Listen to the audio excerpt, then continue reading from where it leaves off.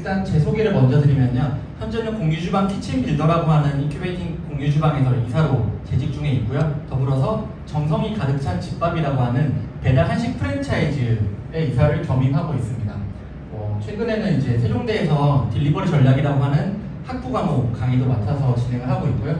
월간식당이나 외식점에서 배달 관련해서 강의를 계속해 오고 있습니다. 먼저 배달 시장의 현황에 대해서 말씀을 드리겠는데요. 누구나 다 알고 계시다시피 작년 코로나 팬데믹 이후로 급격하게 배달 시장이 늘어나는 것을 볼 수 있고요. 재작년 대비 이제 코로나 이후에 작년에 이제 2배 정도 성장을 했고, 최근 7월 6일인가 통계청 발표 자료에 따르면 이미 작년 그 17조 원의 정도의 이제 배달 시장 매출 금액만큼 7월 6일 기준으로 16조 정도 벌써 따라잡았다고 이야기합니다. 아마도 지금 또 코로나 4단계가 이어지면서 올해는 21조 정도 더 작년보다 더 많이 늘어날 것으로 보고 있고요. 일단 여기서가 조금 더 중요하다고 보는데요. 배달이 늘어나면서 또는 이제 HMR이라든지 밀키트가 늘어나면서 외식업이 아닌 내식업 시장이 외식업을 따라잡았다는 걸 여기서 볼 수 있는데요. 기존까지는 아무리 배달이 늘어나도 그 배달에서 구매하는 금액이라든지 그런 것들의 차이가 있기 때문에 그건 따라잡지 못할 거라고 저도 작년에 생각을 했었어요. 근데 올해 보면 이미 배달 시장이 외식 시장을 따라잡았기 때문에 내식업의 시장이 오고 있지 않나 라고 생각을 하고 있고요. 그렇기 때문에 최근에는 디이코노미라고 해서 딜리버리 이코노미라는 이야기까지 나오고 있는 것을 볼 수가 있습니다. 배달 건수가 계속 증가를 하고 있는데요. 이거는 이제 배달의 민족 요기요 배달통 이제 대표적인 배달 그 플랫폼 기준으로 배달 건수들이 늘어나는 것들을 볼 수 있고요. 아까 앞에 페이지에서 나왔던 것처럼 외식 시장 대비해서 배달 시장이 133%로 좀 더 큰 성장세를 보이고 있다는 걸 알 수 있고요.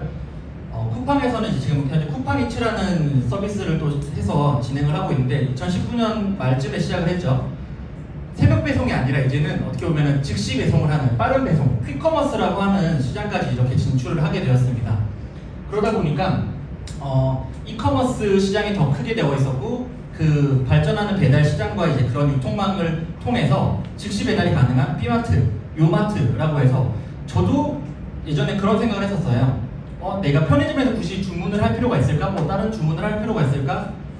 새벽 배송을 주문을 하면 저녁 12시쯤에 주문을 하면 새벽 5시쯤에 와 있으니까 새벽 배송만으로도 충분하겠다라고 생각을 했는데 2, 3천 원 내가 더 지불을 하더라도 저도 하루에 2, 3일에 한 번씩은 B마트로 우유를 사 먹고 요마트로 생수를 주문을 하게 되더라고요. 굳이 내가 많은 양을 보관을 할 필요가 없기 때문에 최근에는 이제 새벽 배송을 뛰어넘어서 즉시 배송되는 퀵커머스, 이커머스가 B마트까지 넘어오는 단계에 왔다라고 보시면 될 것 같습니다. 원래 기존에 이제 배민에서 B마트만 진행을 하고 있다가 최근에 원래 요기요에서는 편의점 배달만 진행을 했었어요. 근데 지금은 요마트라고 해서 화장품 배달까지 요기요에서 진행을 하고 있습니다. 혹시 여기서 요마트나 B마트 구매 안 해보신 분? 네, 한번 주문해보시면 정말 편하고요. 특히 B마트에서 제가 많이 이용을 하는 것 중에 하나가 야채나 과일을 이용을 많이 해요. 이제 예를 들어 떡국을 만들다가 파가 필요한 거예요. 근데 마트 가서 파를 하면 한 2-3줄기 정도 주문을 해야 되는데 혼자서 그 많은 양을 구매를 할 필요가 없죠. 놔두면 버리게 되고 냉동실에 가게 되는데 절단파라고 해서 한 3덩어리 정도만 딱 1,000원, 1,500원 정도에 구매를 할 수가 있더라고요. 어떻게 보면은 개인화되어 있는 이제 그 1인 가구들에게 좀 더 타겟이 되어 있고 한 단을 사서 그게 10,000원이라고 치더라도 버리는 게 더 많기 때문에 오히려 금액대는 비쌀지언정 나는 조금 소량으로 구매를 하는 게 많이 생기고 있다는 걸 볼 수 있습니다. 그리고 과거의 배달에는 배달하면 떠오르는 메뉴들은 한정적이었어요. 치킨, 피자, 족발, 중식, 김밥 그 정도였는데 최근에는 커피 배달도 정말 많이 하고 있고요. 심지어 배달이 안 되는 게 없다라고 보셔야 돼요.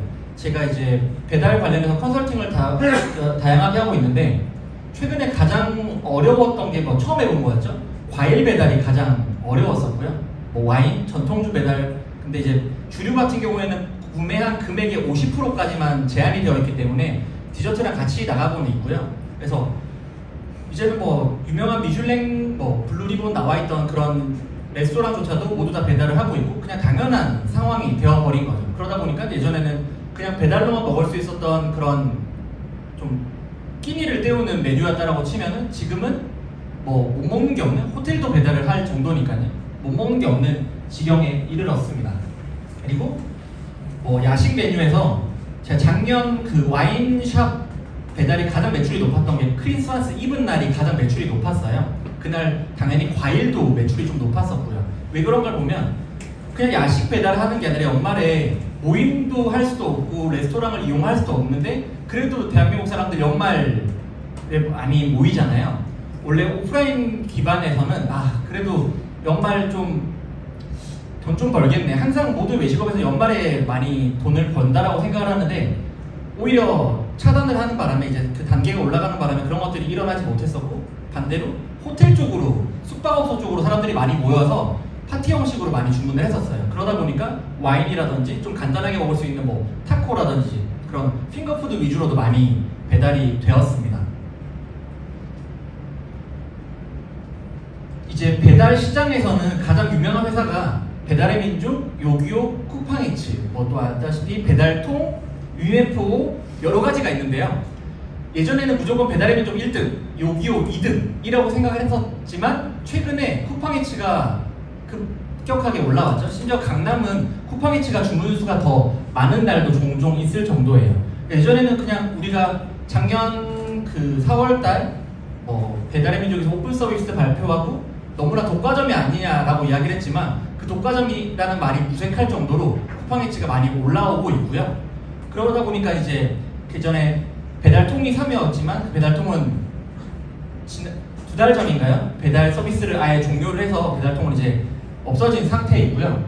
그러다 보니까 새로운 3자 구도가 생기지 않았나. 그리고 공공기관에서 만든 배달 앱들이 꽤 많이 있어요. 나중에 쭉 뒤에 편에서 나올 텐데 정말 많은 배달 앱들이 있는데 솔직히 만들 때마다 별로 안 될 거라고 생각을 했었어요. 근데 경기도 사시는 분 있으신가요? 경기도? 유일하게 그래도 신기하게 배달 특급만 사용자 수가 꽤 많이 나오고 있어요. 그 이유가 뭐 할인 정책들이 많기 때문에 제로페이를 이용을 하고 또는 이제 지역 화폐를 이용을 하고 거기다 플러스로 그 배달 특급에서 또 할인을 해주다 보니까 고객들이 많이 증가한 거겠죠. 당연히 고객 유입하는 방법들이 여러 가지가 있는데 저만 해도 나중에 이제 그 요기요에서 나올 텐데 저는 요기요밖에 안 시켜 먹어요. 배달의 민족 쿠팡이츠보다 요기요를 좀 더 많이 주문을 합니다. 거의 90%가 요기요고 좀 급하다 싶으면 쿠팡이츠를 저는 이용을 해요. 아마 대부분이 다 요기요는 별로 아니다라고 생각하시지만 그 이유가 요기요도 할인 정책들이 많이 있거든요. 저는 요기요에서는 뭐 슈퍼클럽이라고 해서 월 3,000원을 내면 그 쿠폰을 줘요. 만원인가? 해서 쿠폰을 10장을 주기 때문에 쿠폰 할인 받고 프랜차이즈 할인 받고 타임 할인 받으면 버거킹 주문을 하면 버거킹 하나가 공짜인 정도의 수준? 18,000원 정도 주문을 하면 실제 결제 금액은 9,000원 밖에 되지 않을 정도로 잘 이용을 하면 할인이 많이 됩니다. 배달 특급도 그러다 보니까 공공기관에서 만든 것 치고 유일하게 좀 사용자 수가 많은 상태이고요. 그러다 보니까 이제 배달 시장이 계속 커진다. 그리고 코로나가 금방 끝나겠지. 작년부터 그 이야기를 계속 했던 것 같아요. 코로나 언제쯤 끝날 거야? 언제쯤 끝날 거야? 라는 이야기를 했지만 이제는 아무도 그런 이야기를 하지 않잖아요. 그냥 그게 일상이 되어버렸고 배달도 제가 재작년 9월, 19년 9월에 배달을 처음 시작을 했었는데 많은 사람들이 그런 이야기를 했었어요. 너는 배달하니까 좋겠다. 사실은 돈이 없어서 배달 매장을 처음 시작을 했었던 건데 배달하니까 좋겠다 하다가도 다들 끼어들진 않더라고. 배달시장 언젠가 끝날 거야. 어차피 코로나 끝나고 나면 배달 다시 원래대로 죽을 거야 라고 했는데 보신 것처럼 코로나가 끝나더라도 사람들이 이미 여기에 익숙해져 버렸고 빠르게 오는 거. 그리고 심지어 맛집 가서 성수동에 유명한 카페가 있는데 가면은 2시간 줄 서야 되는데 배달로 시키면 40분이면 와요. 굳이 내가 거기 줄 서서 먹어야 되나 생각을 할 정도로 사람들이 배달에 많이 적응을 했다라는 거죠. 그러다 보니까 많은 대기업들이 배달 시장에 또 뛰어들고 있습니다. 티몬이 쿠팡이츠를 했던 것처럼 위에프가 위에프오를 했던 것처럼 쿠팡은 먹개비라고 하는 배달 앱이 원래 기존에 있었어요. 거기랑 이제 콜라보를 해서 9월달부터 배달 앱을 티몬에서 사업을 시작을 한다라고 알고 있고요. 신한은행이랑 생각대로가 한다라고는 작년부터 이야기를 했는데 아직까지 이야기는 하고 있진 않지만 배달 앱에 금융을 결합을 해서 할 예정이라고 합니다.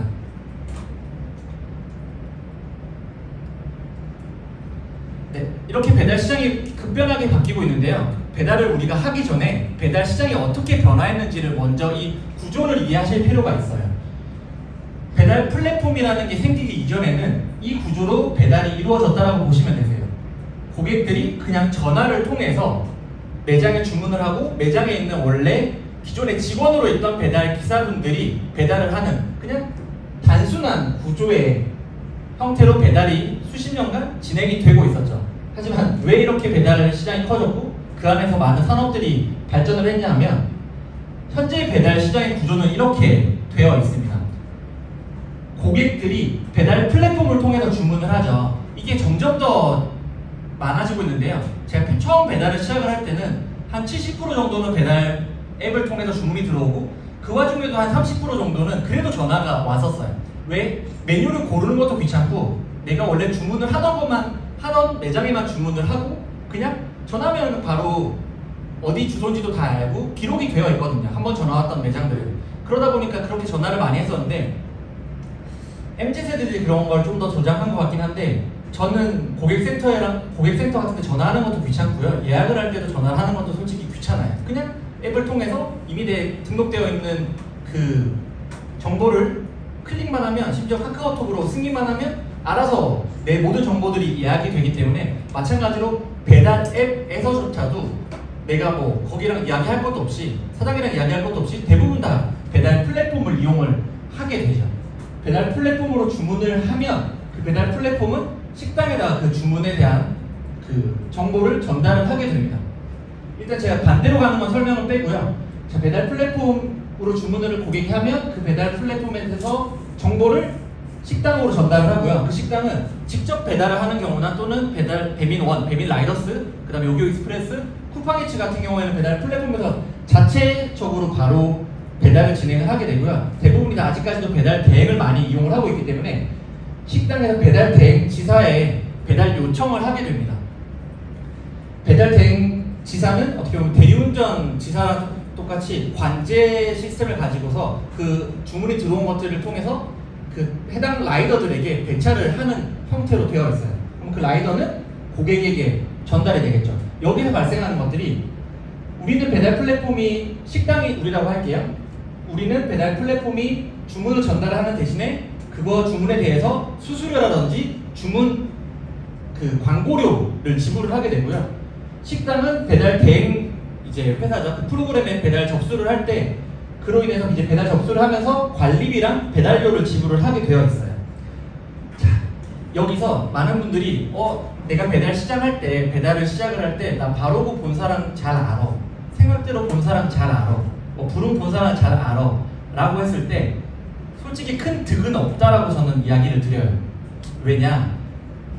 결국엔 이 배달 대행 본사는 프로그램을 제공하는 것 뿐이지 실제로 그 배달 기사들을 꾸리고 있는 사람은 이 배달 대행 지사장님들이세요. 오히려 바로그 본사에서 예를 들어 바로그 본사에서 여기 좀 챙겨주세요라고 했을 때 그냥 챙겨줄 수도 있겠지만 그게 반복되다 보면 그 지사장님이 기분이 안 좋잖아요. 생각대로 찾아가서 저 생각대로로 프로그램 바꿀래요 라고 하는 순간 환영을 하고 아마 꽤 많은 돈을 줄 수도 있어요. 최고는 여기죠. 자, 이 배달 대행 지사장님들은 그냥 휴대폰 대리점 같은 곳이라고 보시면 되거든요. 이 지사장님들이 이 프로그램에 대한 사용료를 지불을 하는 거고 이 배달 지사장님들은 라이더들에게 오더를 주면서 그 라이더들이 또 수수료를 쉐어하는 형태로 되어 있습니다. 이렇게 복잡하게 배달 시장이 변했다 보니까 그 안에서 배달 플랫폼이 수익을 얻기도 하고 배달 대행 대리점, 배달 대행 본사, 라이더분들이 이렇게 산업이 좀 더 다양하게 바뀌었다라고 보실 수 있을 것 같습니다. 심지어 이제 그 앞에서 배달 대행이 저렇게 생겼는데 최근에는 단건 배달이 이슈가 많이 되고 있어요. 기존에 쿠팡이츠만 단건 배달을 했었는데 쿠팡이츠가 처음 나왔을 때 대부분의 사람들이 쿠팡이츠를 안 하려고 했었어요. 배달료도 비싸고 심지어 그 매장 사장님들조차도 배달비가 너무 비싸다, 수수료도 있고 너무 비싼 거 아니냐라고 많이들 이야기하셨기 때문에 제가 19년도 9월에 처음 배달을 시작을 할 때 공유주방 점주로 있었어요. 그 공유주방 안에 26개 정도의 호실이 있었는데 한 3분 정도를 제외하고는 아무도 쿠팡이츠를 하지 않았어요. 너무 비싸다라는 말 때문에. 근데 사람들은 소비자는 그렇지 않거든요. 내가 이제 점주가 돈을 많이 내든 뭐든 소비자는 내가 편하게 최고잖아요. 어느 날 강남에서 쿠팡 주문만 거의 들어온 적이 있어요. 손님들이 다 쿠팡을 주문하는 거예요. 그게 특히 심했던 때가 그 작년 4월에 오픈 서비스 발표했을 때 있잖아요. 배달의 민족이 오픈 서비스 발표하면서 많은 사람들이 배달의 민족이 드디어 이제 우리가 어떤 민족입니까 이야기하면서 그렇게 하더니 자영업자를 잡아먹는다. 우리는 배달의 민족 안 쓸 거야. 쿠팡이츠 써야지. 라고 하면서 다 우르르 쿠팡이츠로 왔었거든요. 어떻게 해요? 주문이 들어오는 게 쿠팡이츠밖인데 그제서야 이제 못 이기고 많은 사장님들이 쿠팡이츠로 돌아섰고 당연히 소비자들은 빠른 걸 찾을 수밖에 없었고 또 매장이 늘어나다 보니까 결국에는 쿠팡이츠가 증가를 할 수밖에 없었겠죠. 그 단건 배달인데요. 단건 배달의 장점은 빠른 배송. 원래 기존의 배달 라이더들은 묶음 배송이라는 걸 해요. 한 건을 배달을 할 때, 한 번 갈 때 같은 동선에 있는 것들을 같이 물어서 합승 같은 거죠. 3,000원, 3,500원 하는 그 배달을 한 번에 3, 4개를 한꺼번에 묶어서 가거든요. 그러다 보니까 그 배달 기사들이 한 건만으로도 충분히 한 번 이렇게 동선을 돌 때 꽤 많은 수익이 있었는데 그 배달 기사님들을 단건 배달로 이제 어떻게 꼬셔온다고 그래야 되냐? 꼬셔와야 되기 때문에 쿠팡에서는 프로모션을 계속 많이 했었던 거죠. 눈 올 때 저는 쿠팡이츠 그 쿠리어라고 하고요. 배민 커넥터라고 하는데 실제로 단건 배달을 종종 해요. 지금도 여름에는 좀 안 하는데 한번 해보셔도 괜찮은 게 그 수업이라는 게 있어요. 안전교육을 다 들으면 2만 원에서 3만 원 정도를 돈을 주고요. 그 다음에 오토바이가 있든 킥보드가 있든 차가 있든 도보든 거기에 맞춰서 신청을 해놓으면 배차가 돼요. 그래서 저는 벤치마킹을 하려고 한 거예요. 정말 유명한 매장 앞에 서서 그 앱을 딱 키잖아요. 그러면 주문이 와요, 저한테. 일찍 들어가가지고 이렇게 쳐다보는 거예요. 이 매장은 어떻게 구조가 되어 있구나. 그래서 벤치마킹을 하기도 했고요. 눈 오는 날에 한번 해보려고 걸어서 작년에 눈 많이 왔잖아요. 걸어서 배달을 했거든요. 한 건에 28,000원까지 받아본 적도 있어요. 한 800m 되나? 아무도 주문을 안 잡는 거예요. 도보로 해서 쏠쏠하죠. 돈 버는 산책, 살도 빼고 돈도 벌고. 그래서 그렇게 이제 단건 배달로 많은 라이더분들이 그때 이동을 했었죠. 그러다 보니까 이제 여기서 수익 감소라고 했는데 일단은 지금 현재는 많이 넘어와 있는 상태이고요. 원래 쿠팡에서든 배민 원에서든 원하는 거는 해외에 나가보면은 우버이츠라고 있어요. 우버이츠가 기존에 원래 그냥 내가 집에 가는 길에 퇴근길에 하나를 가지고 가야지라는 의도로 만들어졌는데 좀 대한민국이 특이한 게 저게 돈이 된다 그러니까 모두가 다 갑자기 그걸 업으로 바꿔버린 거죠. 그러니까 카풀 같은 거잖아요. 카풀도 한국에서 실제로 카풀 그 앱을 켜서 해보면 카풀을 하시는 분이 아니라 거의 택시 기사 같은 자기 차를 가지고 그렇게 돌아다니시는 분들이 많거든요. 그렇게 단건 배달도 약간 좀 변질이 되기도 했었어요. 그리고 묶음 배송에서 이거는 그 단점이라고 할 것도 아닌데 그런 것 같아요. 이제 주문이 많이 몰렸을 때 이미 그 배달이 점심시간 때 많이 몰려있는 상태에서 3, 4건을 한꺼번에 묶어 가다 보니까 또 여기 갔다 하는 사이에 그 사이에 오는 10분이 늘어나 버리거든요. 거기서 이제 좀 고객들에게 컴플레인이 걸리는 경우가 좀 생긴다는 게 묶음 배송의 차이 정도라고 보시면 될 것 같습니다. 배민에서도 이제 쿠팡 이츠가 계속 올라오고 있다 보니까 결국에는 배민원이라는 그 광고 상품을 만들게 되었고요. UFO도 단건 배달을 한다고 했는데 어떻게 전개를 할지 아직 발표는 나지 않아 있는 상태입니다. 자, 배달 대행 회사들이 이렇게 많이 있는데요. 보셨던 배달 대행 회사들도 있을 거고 처음 보는 배달 대행 회사들도 있을 거예요. 유명한 거는 생각대로 바로 부른 스파이더인데 지방으로 내려가면 없는 경우도 있어요. 심지어 제가 거주하고 있는 건대, 광진구 같은 경우에는 지금은 바로고로 바뀌었는데 바로고가 들어오든 생각대로가 들어오든 스파이더가 들어오든 결국에는 모아콜이라고 하는 그 배달 대행 업체를 이기지를 못하는 거예요. 이미 그 동네에서 있기 때문에. 그래서 혹여나 지방 쪽에서 사업을 하시거나 이제 그 매장을 오픈하실 때에는 생각대로 바로고 부름이 아니라 다른 그 지역 배달 대행사가 있을 수도 있어요. 그 지역 배달 대행사는 어떻게 알아보냐? 그냥 주문을 하세요. 배달을 주문을 하신 다음에 오시는 라이더분한테 저 매장할 건데 배달 대행하고 싶다라고 말씀하시면 거기서 안내를 해드릴 거예요. 저도 처음에 장사 시작을 할 때 건대 쪽에 매장을 오픈할 때는 새벽 4시에 오픈하는, 새벽 4시에도 영업을 하는 배달 대행 회사가 어딘지를 모르겠는 거예요. 그래서 새벽 4시마다 계속 배달을 시켜 먹었어요. 시켜 먹다가 보니까 그 라이더분이 오시잖아요. 아저씨 어디 소속이에요? 계속 물어봐요. 저 알바인데요? 아니구나. 아저씨 어디 소속이에요? 계속 물어보다 보니까 똑같은 생각대로인데도 지사가 여러 개인데 그 중에 하나가 이제 새벽 4시까지 하는구나 하는 걸 알고 신청을 하기도 했었거든요. 그렇게 배달 대행을 하시면 되고, 이렇게 많은 배달 대행 회사가 있다는 거, 이름도 제가 찾은 게 이 정도고요. 더 많이 있을 것으로 보입니다. 배달 대행 같은 경우에는 이런 구조로 수익을 내게 되고요. 관리비와 배달료가 나뉘어져 있어요. 이 관리비가 뭐냐? 그 배달, 우리가 접수 프로그램을 이용을 하잖아요. 그 접수 프로그램을 이용하는 비용이라고 생각을 하시면 되고요.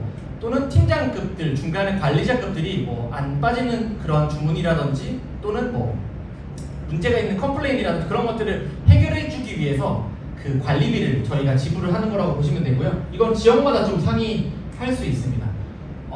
여기서 팁을 하나 드리면, 처음 내가 배달을 시작을 하는데 굳이 배달 관리비로 5만 원을 내야 돼? 10만 원을 내야 돼? 라고 이야기를 하시는데, 배달 대행 업체랑 이제 그 미팅을 하실 때 우리 처음 시작이니까 고정비로 말고 그냥 건당 한 200~300원씩만 하면 안 돼요 라고 하면은 건당 관리비를 하는 경우도 있으니까요. 그걸 활용하시면 좋을 것 같습니다. 그리고 배달 대행료 같은 경우에는 건당 그 기본료가 있고요. 이 기본료도 지역마다 조금씩 다른 게, 서울권 같은 경우는 대체로 서울, 경기, 수도권 같은 경우는 킬로당으로 계산을 하고 미터당 계산을 하는데, 지방을 내려가면 산이 많은 경우가 있어요.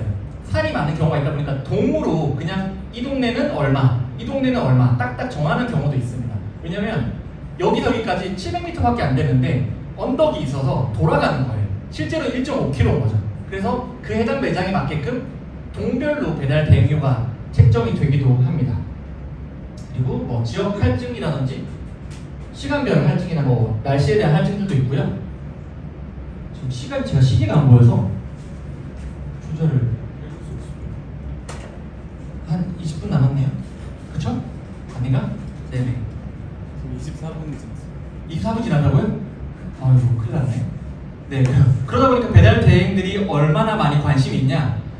배달 관련된 책이 거의 없었어요. 배달 관련된 책이 계속 안 나오고 있다가 지난달에 배달 관련된 책이 하나 나왔고, 그 배달 관련된 책이 나오기 전에 이미 이 책은 먼저 나왔어요. 배민 커넥트 쿠팡 쿠리어 시작하기. 배달 대행 관련된 책이 먼저 나왔다라는 거예요. 사람들이 그렇게 많은 관심이 오히려 그쪽에 더 치우쳐 있었다라는 거고, 유튜브를 검색을 해봐도 배달 관련된 걸 검색을 해보면 거의 제가 봤을 때 90% 이상이 배민 커넥트로 얼마 벌기, 배달 대행 회사로 얼마 벌기, 유튜버도 한 10명 있는 것 같아요. 배달 관련된 거. 근데 배달 대행 기사님들은 수십 명이에요. 자기가 배달 대행을 하는 모습들을 유튜브로 촬영을 하기도 하고요. 배달 대행 관련해서 단건 배달에 대한 책도 있지만 잘 찾아보시면 이 책 말고 또 하나 더 있어요. 배달 대행 시작하는 책이 또 하나 더 있거든요. 그 책을 보시면 와, 오토바이 기종에 따라서 어떤 게 좋은지, 이거 헬멧 하이바라고 하죠. 하이바가 어떤 게 좋은지, 배달 통 사이즈별 장단점과 배달 보험 관련된 것까지 너무나 자세하게 설명이 되어 있을 정도로 배달 대행 쪽이 좀 더 아마 관심을 많이 가졌던 것 같아요. 최근에 이제 배달 산업 관련해서 이제 책이 하나 나왔고, 아마 다음 달쯤에 하나 나오고, 저도 쓰고 있는데 언제 나올지는 모르겠어요. 생각보다 이게 어렵더라고요. 그리고 그 배달 대행들이 얼마나 적극적으로 사람들을 모으고 있냐. 배민 커넥트 요기요 플러스 라이더. 요기요 플러스 라이더는 그 요기요 익스프레스 말하는 거고요. 쿠팡이츠 쿠리어인데 건당 수수료도 있고요. 그 프로모션들이 있어요. 친구 추천을 하면 10,000원 더 주고요. 10건 하면은 그날 11시부터 2시 사이 10건을 하면은 추가 5만원을 주기도 하고, 프로모션들이 계속 있기 때문에 각각 회사들마다 이런 프로모션을 통해서 많은 그 라이더들을 확보를 하려고 하고 있습니다. 여기 보면 배민 커넥트 같은 경우에는 풀타임으로 근무를 하면 50만원 주고 14일 연속 근속 시 30만원 추가로 주기도 하고, 첫 배달 하자마자 3만원 주고요. 일단 한 개부터 맛을 보라 이거죠. 하나라도 해라. 그래서 아까 제가 말씀드렸죠. 안전교육 다 듣고요. 한 건 하고요. 피크타임 하면요. 하루 일해도 10만원 정도 처음 시작할 때는 벌 수도 있어요. 그렇게 많이들 하고 있다는 거 아시면 좋을 것 같고요. 배달 플랫폼들은 기존에 이제 브랜드별로 대부분 배달 플랫폼들이 있었고요. 그러다 보니 처음 먼저 배달 앱들이 나왔던 거는 뭐 대표적인 그 배달을 많이 시켜 먹던 프랜차이즈에서 주로 많이 나왔었고 뭐 치킨, 피자, 햄버거들이 자체 배달 앱에 있었는데 이 자체 배달 앱도 거의 의미가 없었어요. 원래는 대부분 사람들이 배민을 쓰고 요기요를 쓰고 쿠팡이츠를 썼지 굳이 저런 배달 앱을 사용을 해야 되나. 여기 있는 거나 또는 프랜차이즈 배달 앱을 사용하시는 분 있으신가요? 아무도 없으세요? 프랜차이즈 배달 앱을 이용하시는 분들이 주로 어떤 분들이시냐면요. 정말 트렌드에 빠르신 분들. 왜냐? 프랜차이즈들이 신메뉴를 만들었을 때 유튜브나 다른 뭐 홍보 매체를 통해서 새로운 메뉴가 나오고 그게 예전에 BHC였나 내고강에서 처음 그 이야기를 했었어요. 신메뉴가 나왔고 10만 마리만 판매를 하겠다. 처음에 그 10만 마리 어디서 판매를 하냐? 이 앱을 통해서만 판매를 하는 거예요. 신메뉴는 우리 젊은 세대들 그런 거 있잖아요. 아무도 못 먹어보고 내가 먼저 먹어봐야지라는 게 있기 때문에 그때 이게 급격하게 늘어났고 그렇게 확보한 고객들은 또 지속적인 할인이라든지 쿠폰 등을 통해서 계속 이어나가고 있습니다. 예전에는 그게 별로 없었는데 최근에 이제 좀 많이 늘어났다고 보시면 되고요. 이렇게 브랜드 전용 플랫폼이 있고 각각 이제 중개 플랫폼이라고 해서 하나씩 설명을 드리도록 할게요. 10분 안에 끝내겠습니다. 현재 뭐 누구나 다 알고 있는 거죠. 배달의 민족이라고 하는 어플이고요. 그 앱 같은 경우에는 현재 사용자가 가장 많은 사용자를 확보를 하고 있고 합병이 된다라고 했는데 조건부 합병 이야기를 했는데 요기요가 지금 매각이 돼야지만 되는 조건부 합병으로 알고 있어요. 근데 요기요 매각 관련해서는 누가 될지는 아직은 안 나와 있고요. 그게 끝나는 대로 아마 그 배달의 민족은 딜리버리 히어로랑 완전히 합병이 되는 상태입니다. 배달의 민족을 한마디로 표현을 하면요.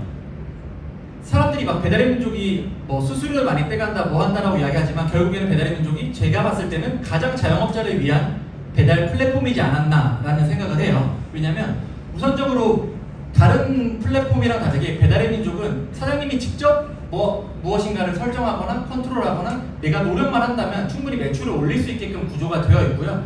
쭉 뒤에서 설명 한 페이지로 설명을 드릴 건데 실제로 배달의 민족의 그 수수료가 그렇게 비싼 건 아니에요. 그리고 심지어 작년에 오픈 서비스를 했을 때 5.8%라고 했는데 5.8%는 전 세계 어디서도 나오지 않는 수수료이거든요. 지금은 6.8%랑 울트라코를 이용을 하고 있죠. 배달의 민족 광고 상품 같은 경우에는 오픈 리스트라고 하는 이제 그 건당 수수료가 발생하는 6.8% 광고 상품이 있고요. 우리가 소위 알고 있는 깃발 울트라콜이라고 하는 8만원짜리 상품이 있고요. 그 다음에 예전에는 배민 라이더스였는데 현재는 배민 원이라고 해서 이름이 바뀌어서 단건 배달 상품이 있고 배민 포장까지 이렇게 상품이 있는 상태입니다. 그리고 이 배달의 민족에서는 배민 상류라고 해서 자영업자분들이 배달을 함에 있어서 필요한 것들, 장사를 하면서 필요한 것들이 상품들을 계속 올려져 있는 그 쇼핑몰 같은 것들이 있고요. 저 배민 3회를 잘 이용하시면 좋은 게 처음 구매를 할 때 많은 양을 구매를 할 게 아니라 뭐 100개 단위라든지 50개 단위로 젓가락이라든지 포장 용기 같은 것들도 소분을 해서 판매를 하고 있고 최근에는 식자재들도 많이 판매를 하고 있습니다.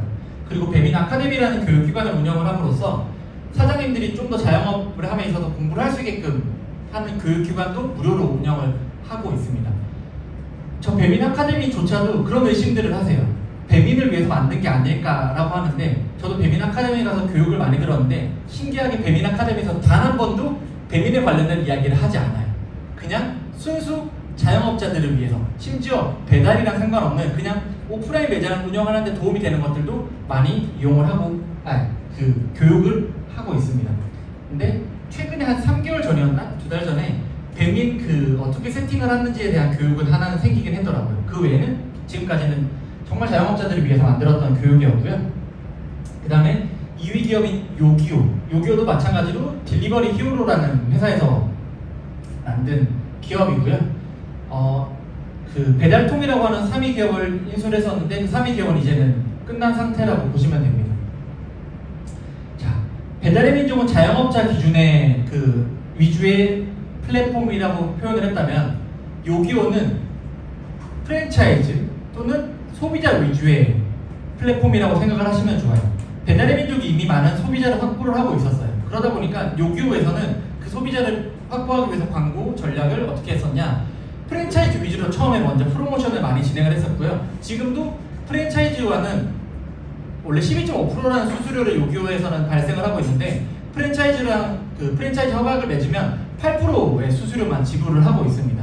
그러다 보니까 프랜차이즈는 먼저 요기요를 입점을 할 수밖에 없었고, 심지어 할인도 요기요에서 부담을 하는 할인을 진행을 해서 소비자들이 계속 오게끔 만들고 있는 중입니다. 제가 아까 말씀드렸잖아요. 저는 요기요밖에 주문을 안 한다고요. 왜냐면 배민에서 가게를 매장을 보고요, 요기요에서 주문을 하면 훨씬 더 저렴하거든요. 일단 그게 또 자영업자한테 문제가 되는 게 아니라 3,000원 할인은 무조건 할인되는 건데, 그거는 요기요에서 부담을 하고, 프랜차이즈 할인은 프랜차이즈에서 부담을 하고, 그 다음에 이제 매장 할인은 매장에서 부담을 하는 거. 근데 이 세 가지가 다 되면은 소비자는 거의 50% 안에서 주문을 할 수 있게 되기 때문에 요기요는 좀 약간 팬덤이 많다라고 생각하시면 좋을 것 같습니다. 이게 슈퍼클럽이라고 하는, 큰일 났다, 상품입니다. 잠깐만요. 네, 그렇게 요기요는 보시면 되고요. 자, 배달의 민족은 자영업자를 위한 플랫폼 위주의 플랫폼이었다고 생각하고, 요기요는 소비자 또는 프랜차이즈를 타겟으로 한 플랫폼이었다고 하면은 쿠팡이츠는 그럼 어떤 전략으로 시작을 했을까요?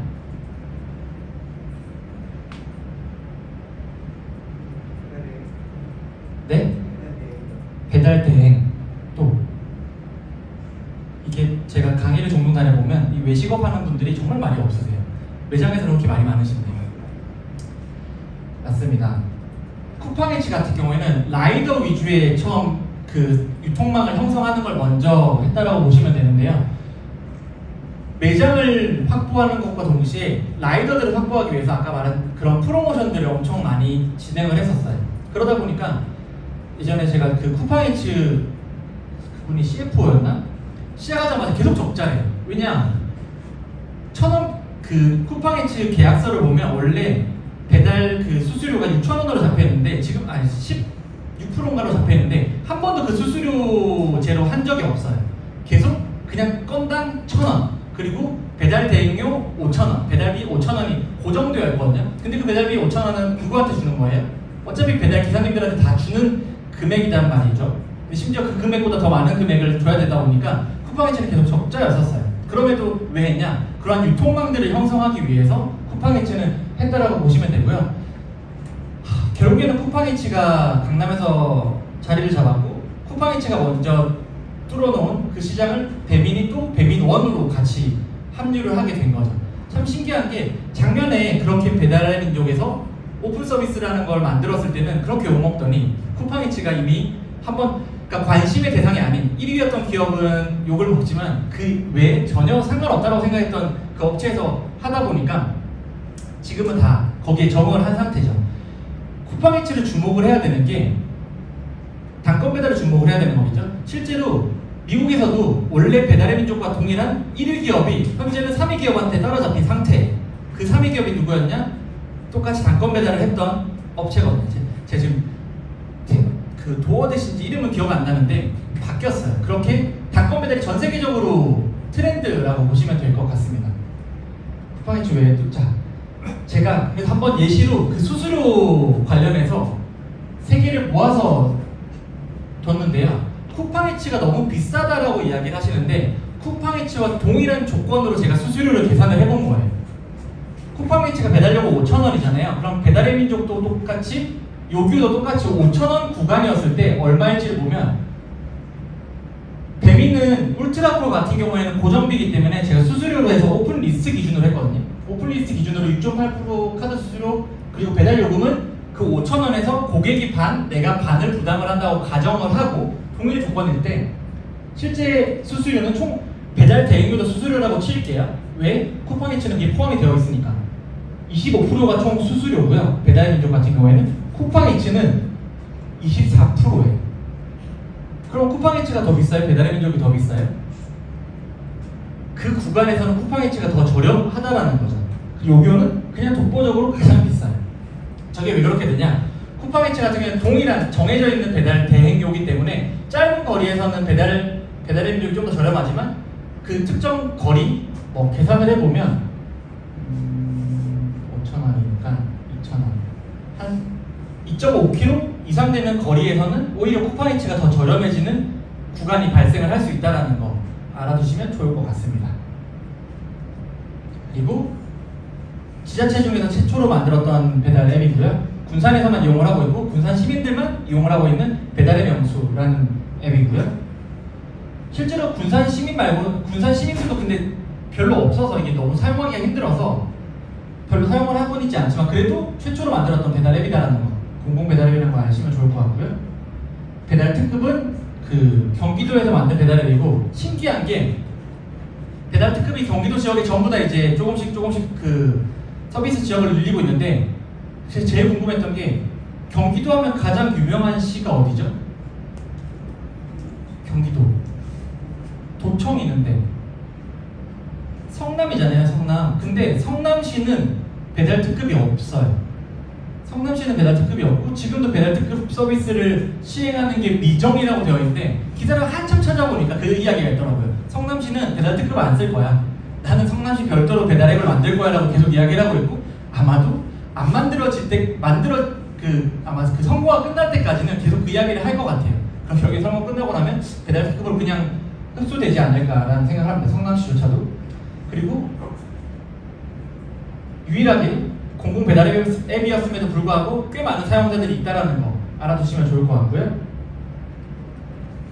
그 다음에 띵동이라고 하는 배달 앱도 있고요. 띵동은 이제 서울 제로 배달이라고 해서 수수료 없고 뭐 광고 상품도 그 고객들한테도 서비스도 많이 하는데 띵동 이용해보신 분 있나요? 띵동? 띵동을 거의 이용할 일이 없는데 저도 2년 동안 하면서 띵동 소리를 거의 들어본 적이 없어요. 배달을 하면서. 근데 배달을 하시는 분들 중에서 띵동을 그래도 설치해 놓으라고 말씀을 드리고 싶은 게 딱 하루 그런 날이 있었는데 배민도 주문 안 들어오고 요교도 주문 안 들어오고 띵동만 주문이 들어온 날이 있었어요. 근데 그게 뭐였냐? 제로페이로 주문을 하면 50% 할인이었거든요. 50% 할인이다 보니까 젊은 층들이 그게 SNS로 좀 막 소문이 났었어요. 그래서 저는 육사시미를 25,000원에 주문을 해서 먹었었습니다. 근데 저 제로페이도 얼마냐?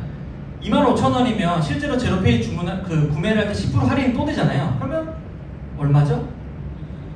22,500원에 육사시미 5만원짜리를 먹었었거든요. 그러다 보니까 특수 상황이 생길 수 있기 때문에 거의 뭐 발생을 하지 않겠죠. 그런 것 대비해서 띵동도 진행을 하고 계시면 좋을 것 같습니다. 그리고 UMF5라는 상품도 있고 UMF5는 뭐 공공 배달 앱이라고 해서 지역에서는 UMF5를 자체 그 MOU를 맺어서 그 지역 공공 배달 앱이라고 이용을 하고 있고 서울권에서도 종종 이용을 해요. 왜냐면 어떤 날은 요기요 할인, 어떤 날은 배민 할인, 어떤 날은 쿠팡이츠 할인, 어떤 날은 UMF5 할인이거든요. 그러니까 거기 맞춰서 이용할 때만 UMF5를 이용을 하는 것 같습니다. 이렇게 많은 배달 플랫폼이 있어요. 중개 플랫폼은. 거제도에 있는 배달 플랫폼 이름 뭔지 아세요? 거제도에만 있는 배달 플랫폼? 배달 올 거제. 천안시 배달이지 뭐 착한 배달하고 이거 외에도 계속 공공 배달 앱들이 많이 나오고 있습니다. 네, 저는 포스페이스랩이라고 하는 외식 데이터 분석 전문 기업에서 세일즈를 담당하고 있는 서동국 매니저라고 합니다. 네, 반갑습니다. 네, 제목에 보시면 데이터로 보는 배달 시장이라고 해서 굉장히 좀 거창하게 적어봤는데 사실상 데이터라는 게 어떤 거고 배달 시장에서는 이런 데이터를 어떻게 활용하면 되는지에 대해서 말씀드리는 시간을 가지면 좋을 것 같아서 주제를 한번 잡아봤습니다. 네, 목차 보시면 제가 포스페이스랩이라고 하는 회사에 들어오기 전에는 이랜드 이츠 애슐리에서 근무를 10년 정도 했거든요. 그래서 막상 데이터라는 회사에 들어와서 그런 분석에 대한 얘기를 하는데 데이터를 어떻게 정리하면 좋을까라는 걸 좀 고민하게 됐어요. 그래서 가장 첫 번째 데이터란 무엇인지에 대해서 한번 말씀드려 볼 것 같고요. 그 다음 배달 시장에서 활용할 수 있는 데이터들은 그럼 어떤 게 있는지 그런 종류에 대해서 한번 말씀드리면 좋을 것 같아서 두 번째로 넣어봤습니다. 그리고 세 번째는 프랜차이즈 본사를 준비하시거나 실제로 지금 프랜차이즈 본사를 하고 계시는 분들이 거의 대부분일 거라고 생각하는데요. 이런 데이터들을 수집을 어떻게 하면 되는지와 자동화가 왜 필요한지에 대한 얘기를 해보려고 합니다. 그리고 네 번째는 자동화를 통한 데이터를 활용하기 위해서 가장 적합하다고 생각했던 게 저희 포스페이스 랩의 솔루션이라서 예를 들어서 설명드리도록 하겠습니다. 네, 데이터란 어떤 건지 가장 첫 번째로 보이는 걸 보시면 사실을 나타내는 수치라고 정의를 하더라고요. 여기서 제가 좀 중요하다고 생각했던 부분은 사실이라는 부분이었어요. 뒤에 가면서 조금 더 말씀을 드리겠지만 운영을 하면서 가장 필요한 게 감이 아닌 사실을 근거로 운영에 대한 의사결정을 한다는 게 얼마나 중요한지에 대한 걸 데이터의 정의를 보면서 느낄 수 있었거든요. 그리고 데이터와 가공이라는 건 데이터 자체로는 큰 의미를 가지고 있지는 않지만 그 가공이라는 단계를 거쳐서 그 의사결정을 할 수 있는 정보를 만들어낸다는 게 데이터의 가공이라는 부분이라고 합니다. 그리고 마지막에 정보는 가공된 데이터를 활용한다는 거고요. 위에서 말씀드렸던 것처럼 의사결정을 하기 위한 데이터를 가공해서 정보로 만든다고 할 수 있습니다. 이전 강의해주신 천세현 강사님이 말씀해주셨던 것처럼 배달 시장이 굉장히 많이 급격하게 성장을 했죠. 근데 저는 여기서 18년도를 좀 중점적으로 봤어요. 18년도에서 19년도로 넘어가는 시기에 이미 5조 2,600억이라는 매출이 있다는 것은 배달 시장이 코로나로 인해서 성장했다기보다 이미 성장하고 있다고 생각할 수도 있다고 저는 생각을 했거든요. 그래서 앞으로 계속 성장하는 그런 온라인 시장에서 데이터를 어떻게 활용해야 되는지가 굉장히 중요해지는 시점이라고 생각이 들었습니다. 지금 2020년에 17조고요. 올해 1월부터 4월까지의 배달 매출이 이미 7조 8천억이라는 매출을 기록하고 있기 때문에 그냥 배수만 곱해보더라도 거의 20조 가량이 이번 연도에 발생을 할 거라고 추측할 수 있을 것 같아요. 그래서 많은 전문가분들이 이제는 예전에는 코로나가 끝나면 배달 괜찮을까? 라고 생각했다면 지금 이제 전문가분들이 말씀하시는 걸 들었을 때는 앞으로도 계속 배달은 유지가 될 수도 있다. 더 중요해질 수도 있다. 외식의 배달은 빠질 수가 없는 요소일 수 있다. 라는 부분으로 결론을 지으면 좋을 것 같습니다. 그리고 굉장히 앞에서도 강의 때 나온 것처럼 엄청난 배달앱들이 많이 있죠. 그런 배달앱들이 엄청나게 많이 생기고 있고 채널들이 굉장히 다양해지고 있어요. 그리고 HMR, 밀키트 시장도 확대가 되면서 판매하고 있는 채널들이 정말 셀 수 없이 많아지고 있는데 과연 이런 디지털 전환이 되는 시점에서 데이터들을 어떻게 관리를 하면 될까라는 고민을 한 번쯤은 해보시면 좋을 것 같다는 생각을 했습니다. 네, 밑에 보시는 데이터 수집, 분석, 가공, 그리고 의사결정 하는 부분은 그 온라인 데이터 시장에서 데이터들에 대해서 수집은 어떻게 할 건지 그리고 이거에 대해서 우리 회사의 데이터는 어떻게 저장하면 될지 그리고 이걸 어떻게 분석할지에 대한 결과에 따라서 내가 의사결정을 할 수 있는 것들이 많이 달라질 수 있고 이걸 얼마나 고민하는지가 굉장히 중요해질 것 같다라는 생각을 해서 세 번째로 작성해봤습니다. 온라인 배달 시장에서 활용할 수 있는 데이터 종류를 좀 적어봤어요. 보통 많이 알고 계시는 게 매출이죠. 그 다음 광고 효율인데 이 데이터 종류는 제가 오프라인으로 생각했을 때 비교를 해보면 광고 효율은 온라인 시장에서 뭐 깃발이나 이런 거로 표현될 수 있겠지만 오프라인 시장에서는 현수막 광고나 매장에서 노출시킬 수 있는 부분들로 동일하게 생각하시면 될 것 같고요. 노출수는 배달앱에서 그 앱을 딱 켰을 때 보이는 우리 매장이 노출되는 부분들 있죠. 그런 부분들이 오프라인 매장에서는 얼마나 우리 좋은 위치에서 우리 매장들이 노출되고 있는지 많이 보여지고 있는지를 동일하게 보시면 될 것 같아요. 그 리뷰라는 부분은 현장에서 발생할 수 있는 고객의 클레임이나 고객의 소리, 칭찬 이런 게 오프라인에 있다면 온라인에는 리뷰라고 생각해 주시면 될 것 같고요. 그리고 밑에 메뉴 분석 같은 경우는 우리 온라인 시장에서는 메뉴의 구성이나 세트 메뉴를 어떻게 만들면 될지가 있다면 또 동일하게 오프라인 시장에서도 메뉴판 구성을 어떻게 해야 될지 현장에서 시켜 드실 때 어떤 메뉴들이 잘 나갈지에 대한 메뉴 분석이 필요하다는 게 동일하다고 적었고요. 클릭수는 배달앱에서 우리 매장을 클릭했을 때 오프라인에서는 우리 매장에 문을 열고 들어오는 것과 동일하다고 생각해서 적었습니다. 전환율 같은 경우는 그 배달앱을 켜서 클릭을 하신 다음에 주문까지 이어지는 걸 전환율이라고 말을 하는데요.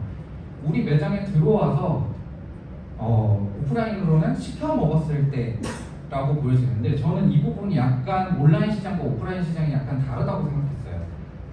보통 제 질문을 드려도 될지 모르겠지만 혹시 마스크 벗으신 분이 오프라인에서 밥 먹으러 들어갔을 때 약간 아닌 것 같은데 그냥 나오신 경험이 많으신가요? 그냥 먹어야겠다라고 생각하시는 경험이 많으신가요? 잘 나오진 않아요. 네, 그쵸. 근데 저 말씀해 주셔서 감사해요. 저는 아니요라고 할 줄 알고 되게 걱정했는데 보통은 오프라인에서는 들어가시면 조금 아니라고 생각하지만 그냥 보통 먹고 나오는 경우들이 많더라고요. 저도 그렇고요. 근데 배달앱은 조금 달랐어요. 클릭은 하지만 제가 거기서 주문까지 이어지는 데는 너무나 자유롭게 나올 수도 있고 주문을 할 수도 있기 때문에 이런 전환율이라고 하는 부분이 온라인 시장에서는 굉장히 중요하다고 생각했거든요. 오프라인 시장과는 많은 다른 부분이기 때문에 이런 데이터의 종류들을 온라인 시장에서 어떻게 활용하면 좋을지 보시면 될 것 같습니다. 수수료에 대한 부분도 있는데 수수료는 각 배달앱에 대한 오픈리스트에 대한 수수료, 배달 대행사에 대한 수수료, 배달 라이더에 대한 수수료 여러 가지 수수료가 있기 때문에 얼마만큼에 대한 수수료를 잘 파악하고 계신지도 굉장히 중요한 것 같고요. 그래서 데이터 수집의 자동화의 필요성을 말씀드릴 텐데 데이터 수집이 필요한 이유를 곰곰이 생각해 보니까 많은 배달앱들이 있고 여러 가지 그런 온라인에 흩어져 있는 데이터들이 많이 있는데 과연 그걸 프랜차이즈 본사나 내 가게에 데이터로 저장을 하고 있는지가 굉장히 중요한 부분인 것 같더라고요. 자산화라고 제가 적었는데 쉽게 말하면 얼마나 온라인에 있는 데이터들을 내가 수집해서 마음대로 쓸 수 있느냐가 굉장히 중요한 것 같아요. 근데 실제로는 그렇지 않죠. 저희가 배달앱 예를 들면 배민이나 이런데 그냥 저는 이런 운영의 데이터가 필요하니까 이걸 주세요라고 하면은 주지 않잖아요. 정형화되어 있는 데이터를 가지고 저희가 운영을 어떻게 하는지 고민해야 되는 것뿐이지. 근데 그런 데이터를 자산화하는 게 프랜차이즈 본사 입장에서는 외식업 시장이 커졌을 때 굉장히 중요한 역할이라고 생각하기 때문에 이런 수집이라는 부분에 대한 중요성이 꼭 필요하다고 생각했습니다. 그리고 원하는 방식으로 가공을 할 수도 없기 때문에 내가 원하는 의사결정을 하기도 어려울 수도 있다는 부분이 있기 때문에 얼마나 데이터를 내가 잘 수집해서 저장하고 분석하는지가 온라인 시장을 운영하시는 데 굉장히 중요한 요소로 작용이 될 것 같다고 생각했거든요. 필요성으로 보시면 자동화 보통 많이 얘기를 제가 적어놨는데 저희 고객사나 이런 프랜차이즈 본사에서 기존에 하고 계시던 건 엑셀에다가 입력하시는 걸 보통 많이 하고 계시더라고요. 매출도 데일리로 입력하시고 그다음에 객수, 메뉴에 대한 부분들도 다 수기로 하고 계셨는데 그런 부분들이 수기로 했을 때는 사실상 한 사람에게 책임이 다 있는 부분이기 때문에 그 사람이 잘못 입력을 했을 경우에는 전체 데이터가 오염이 돼버리는 현상이 발생을 할 수 있어서 자동화를 했을 때는 사람이 아닌 그런 데이터를 자동으로 수집할 수 있는 프로그램으로 진행을 하기 때문에 조금 더 정확성을 가지고 할 수 있지 않을까라는 필요성을 적었고요. 사람이 수기로 할 수 있는 범위를 넘어서게 되면 데이터에 대한 관리 자체를 하기가 어려워지는 수준이 될 수 있을 것 같아요. 예를 들면 프랜차이즈 가맹점이 10개 정도 되는데 그걸 본사에서 관리를 한다고 생각하고 배달앱 아이디를 다 받아서 그 각 3대 배달 앱만 보신다고 하면 쿠팡이츠, 요기요, 배민을 모두 다 아이디 로그인해서 로그아웃하고 다시 입력하고 그 작업을 30번을 해야 하잖아요.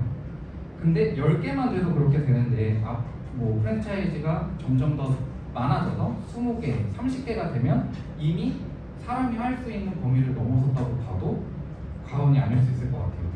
그래서 자동화의 필요성은 사람이 할 수 있는 범위를 넘어섰을 때도 이미 넘어서게 되면 데이터에 대한 관리 자체가 어렵기 때문에 꼭 필요하다는 필요성을 말씀드리고 싶었고요. 세 번째로는 회사의 유능한 인력들의 업무가 회사 성장을 위해서 뭔가를 실행하고 그 실행을 바탕으로 결과값을 받고 그 결과값에 대한 피드백을 받아서 다시 실행으로 옮겨지는 것들을 반복해야 뭔가 매출의 성장이나 회사의 성장에 기여할 수 있다고 생각하는데 주된 업무가 데이터를 수집하는데 많은 시간을 들일 수밖에 없어지는 경향이 생기는 것 같아요. 제가 이전에 있었던 직장에서 점장 업무를 할 때 일주일에 한 번씩 주간 보고를 하고 보름에 한 번씩 중간 예측을 하고 월말이 됐을 때는 또 월에 대한 매출 보고를 하고 계속 매주 매일 매출에 대한 보고들을 진행했었거든요. 이런 업무를 하기 위해서는 제가 현장에서 집중할 수 있는 시간들이나 이런 것들이 굉장히 부족해지고 빠져서 나와야 되는 시간들이 많아지다 보니까 업무의 효율성이 많이 떨어진다는 걸 많이 느꼈어요. 본사에서 이런 업무를 대신해 주거나 이런 프로그램들을 대신해 줄 수 있는 것들이 있다면 내가 현장에서 할 수 있는 것들이 굉장히 많아질 수도 있고 그런 데이터의 수집이 바로바로 진행되기 때문에 결과값을 빨리 받을 수가 있어서 또 다른 실행으로 이어질 수 있는 계기가 될 수 있지 않을까라는 생각을 하게 됐거든요. 그래서 세 번째 이런 효율성에 대한 부분도 꼭 필요하다고 생각했습니다. 네 번째는 사람이 하는 데이터 분석은 혹시나 담당자가 계속 수집을 해서 이탈이 돼버리면 다시 그 업무를 하실 수 있는 사람이 생길 때까지 빈 시간이 필요하기도 하고요. 또 동일한 효과를 나타낼 때까지의 성장하는 시간도 필요해서 이게 본사에서 바로 진행할 수 있는 그런 액션들 그런 것들이 분석이 돼서 바로바로 진행이 돼야 되는데 이런 담당자가 교체됨으로써 발생하는 그런 시간들 때문에 바로 진행이 안 되는 어려움도 겪으실 수 있어서 자동화의 필요성에 대한 부분으로 나눴습니다. 네, 이게 보통 보시는 가장 유사한 형태와 비슷할 것 같아서 매출을 이렇게 날짜별로 잘 안 보실 수도 있는데 날짜별로 이렇게 매출을 다 나열을 하고 지금 지점이 이렇게 많은데 이거는 매출에 대한 부분만 정리를 한 거거든요. 보통 이거를 사람이 하게 되는 일이잖아요. 근데 이거를 사람이 하게 되면 놓치는 부분이 생길 수도 있고 줄이 바뀌는 경우나 0이 더 하나 더 들어가거나 이렇게 오류가 생길 수 있는 부분들이 너무나 많기 때문에 자동화에 대한 부분, 데이터 수집이 꼭 필요하다는 부분에 대한 필요성으로 예시로 보여드리고 싶었습니다. 다음부터 나오는 건 이제 저희 회사가 하고 있는 데이터를 분석하는 그 대시보드의 예를 보여드릴 건데요. 데이터 수집을 진행을 하게 되면 이렇게 분석된 형태로 운영에 바로 적용하실 수 있게끔 제공을 해드리고 있습니다. 지금 여기 이 매출 그래프 같은 경우에서는 날짜를 필터로 설정하시거나 필요한 매장, 브랜드, 주문 채널별 원하시는 대로 바꾸시면 이런 매출 그래프, 매출에 대한 그런 흐름들을 다 보실 수 있게끔 준비를 했고요. 각각의 브랜드별로 매출이 어떻게 이루어져 있는지 한 개 매장에 브랜드가 여러 개가 있을 수도 있고요. 그다음 한 개 매장, 한 개 지점에 브랜드들이 다 다르게 있을 수도 있기 때문에 그거를 분석해서 다 보실 수 있게끔 나타내고 있습니다. 이거는 원하시는 형태에 따라서 변경도 가능하고요. 특별하게 뭐 매출에 대한 기간이나 이런 것들이 운영하시는 데 있어서 조금 더 디테일했으면 좋겠다. 나는 일자별로 봤으면 좋겠다. 이런 것들도 날짜의 기준이나 이런 필터들을 활용해서 바로 바꿔서 보실 수 있습니다. 이거는 광고에 대한 부분인데요. 배달 앱에 그런 광고에 대한 부분이 가장 많이 좀 중요한 배달 앱은 배민인 것 같아요. 그 깃발을 이용하시면서 88,000원이라는 금액을 내가 한 달 동안 이용을 했을 때 얼마만큼 효율을 잘 뽑아낼 수 있을지가 굉장히 중요한 것 같은데요. 이런 광고 효과들에 대해서 매장별로 프랜차이즈 본사에서는 전체적인 그런 깃발에 대한 부분을 보기는 어렵기 때문에 저희 이런 솔루션 같은 경우는 매장별로 지정을 해서 해당 매장의 깃발이 어떤 부분에 꽂혀져 있는지를 확인하실 수 있고 그 깃발에 대한 효율들이 어떻게 나오고 있는지 또 확인을 하실 수가 있습니다. 깃발당 아까 말씀드렸던 노출이나 그 다음에 노출당 매출들, 그 노출이 됐을 때 한 번 노출이 됐을 때 얼마만큼의 매출이 발생하는지도 계산해서 보실 수가 있고요. 그 다음에 여기 보시면 색깔이 약간 다르기는 한데 파란색이랑 주황색으로 나눠져 있거든요. 그래서 그 파란색이랑 주황색으로 나눠져 있는 건 효율을 정하실 수가 있어요. 내가 한 달간 이용했을 때 깃발의 효율을 88,000원의 매출이 발생하면 88,000원의 깃발 비용이 있기 때문에 효율이 1이 되는 거거든요. 근데 그걸 프랜차이즈 본사나 운영을 하실 때 나는 3이 되어야 깃발의 그런 효율성을 어느 정도 뽑았다고 생각한다 라고 하면 3이라는 걸 설정하셨을 때는 그 밑에 있는 2나 1에 대한 효율의 깃발은 주황색으로 보실 수 있어요. 그리고 이상 되는 깃발에 대해서는 파란색으로 보실 수가 있고요.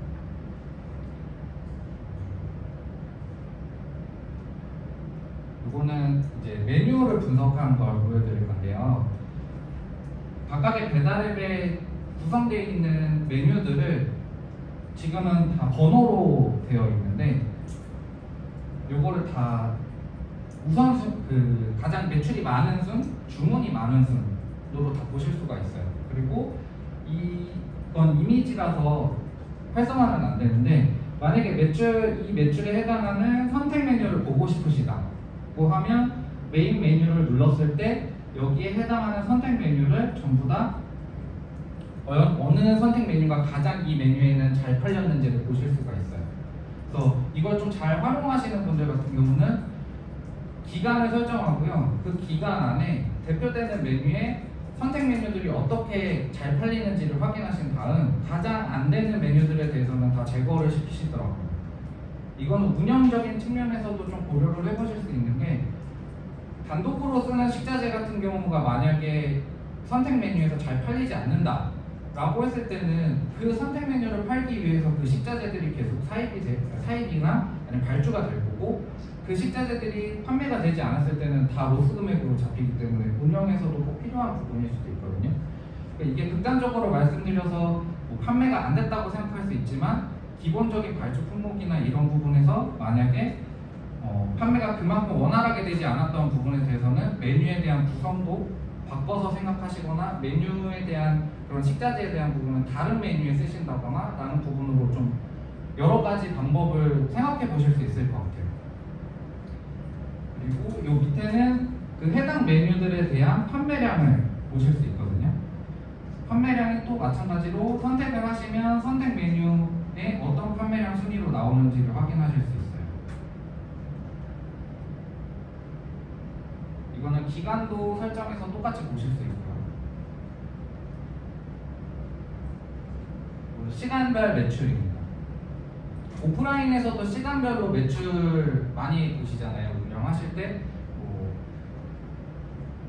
스윙 타임이라고 하는 3시나 5시쯤에는 가장 오프라인에서 좀 한가한 시간대고 피크 타임이라고 하는 1시, 12시 이럴 때는 피크 타임으로 시간대별 매출을 많이 보시는데 온라인 시장에서도 이렇게 시간대별 매출 한가하거나 바쁜 시간대가 있거든요. 그래서 프랜차이즈 본사에서는 그런 것도 보시는 것 같아요. 이런 한가한 시간대, 운영이 됐지만 한가한 시간대에 잘 팔릴 수 있는 메뉴들 여기 보면 시간대별로 인기 메뉴들을 보실 수 있거든요. 그렇게 됐을 때 이런 한가한 시간대에 주력할 수 있는 메뉴들을 좀 강화해서 매출이 좀 떨어지는 시기에 매출을 올릴 수 있는 방안도 고민하시고요. 그리고 그런 부분도 생각하시는 것 같아요. 계절 메뉴나 이런 부분들이 생겼을 때 그런 메뉴의 시간대별로 언제 많이 시키시는지 또 많이 보시는 것 같아요. 이것도 마찬가지로 매장별, 브랜드별, 주문 채널별 다 필터링해서 보실 수 있고요. 이게 마지막으로 보여드릴 리뷰에 대한 부분인데요. 가장 배달앱에서 오프라인은 그냥 대면에서 보기 때문에 고객에 대한 그런 의견이나 소리들을 직접 직접 들으실 수 있는데, 배달앱이나 온라인 시장에서는 실질적으로 들을 수 있는 방법이 고객 리뷰밖에는 없는 것 같아요. 근데 그 리뷰를 프랜차이즈 본사에서는 하나하나씩 보시기는 너무 힘들거든요. 그래서 그걸 한 번에 보시고 전체적인 그런 고객의 어떤 부분이 불만인지 어떤 부분이 긍정인지를 확인하실 수 있게 다 모아서 보여드릴 수 있는 대시보드입니다. 그래서 리뷰의 4.5점은 긍정적인 반응으로 보고요, 3점 이하는 부정적인 반응으로 봐서 그런 지점별로 긍정의 비율과 부정의 비율이 얼마만큼 차지하는지도 볼 수 있고요. 슈퍼바이저 분들이나 이런 분들이 본인 그 해당 그룹에 있는 매장들이 얼마만큼 리뷰나 이런 부분에 긍정적인 역할을 하고 있는지 또 한 번에 보실 수 있는 것 같아요. 이 밑에는 지금 잘려 있는데 실제 그 배달 앱에 보이는 리뷰의 내용이거든요. 그 주문 앱을 켰을 때 그 매장에 들어가면 그 보이는 순서대로의 메뉴의 리뷰예요. 실제 내용을 보실 수 있고 뭐 그런 거로도 활용을 많이 하시는 것 같아요. 아침에 본사 직원이 출근을 했는데 우리 브랜드의 리뷰를 전체 한번 봐야지 라고 하고 봤을 때 부정적인 리뷰가 갑자기 막 많이 늘어나는 그런 매장이 발생하면 뭐 그거에 대한 조치를 바로 즉각적으로 하실 수도 있고요. 아니면 좀 리뷰 내용을 봤을 때 이거는 매장 안에서 자체적으로 처리하기 좀 어려운 부분이 있다 라고 하면 보통은 점주님이 말씀하시기 전까지는 그걸 알기는 좀 어렵잖아요. 근데 그걸 미리 확인하고 대응도 도와드릴 수 있는 그런 점주와의 관계도 좀 돈독하게 만들어줄 수 있는 그런 부분이라고 생각하고요. 이거는 긍정과 부정의 필터로 다 바꿔서 보실 수가 있어요. 그래서 부정의 필터만 가지고 나열을 했을 때 뭐 우리 브랜드에 공통적으로 나오는 그런 부정적인 이미지나 아니면 부정적인 의견들을 취합해서 개선을 할 수 있는 부분으로도 사용하시는 경우가 있는 것 같아요. 한 가지 예로는 단조리 식품, 조리를 한 번 더 해야 되는 식품을 판매하는 브랜드였는데 그냥 지점에서는 그런 얘기를 많이 듣기는 하셨지만 본사에서는 그게 딱 와닿지는 않았어요. 근데 저희 이런 데이터 전체를 모아서 보시면서 리뷰를 봤을 때 전체 데이터 중에 리뷰에 그런 내용들 굉장히 많은 거예요. 아, 이거 조리돼서 오는 거 아닌가요? 이거 조리가 안 돼 있어요 라고 하는 부분들이 굉장히 많은 걸 보고 그런 부분들에 대해서 개선을 또 고민하시고 적용하시고 하는 부분들도 볼 수 있었거든요. 그래서 이거 전체적으로 본사에서 관리할 수 있는 리뷰 대시보드도 활용을 하실 수가 있을 것 같습니다. 지금 시장에서 가장 많이 봐야 될 거는 내식에 대한 개념 변화하고요.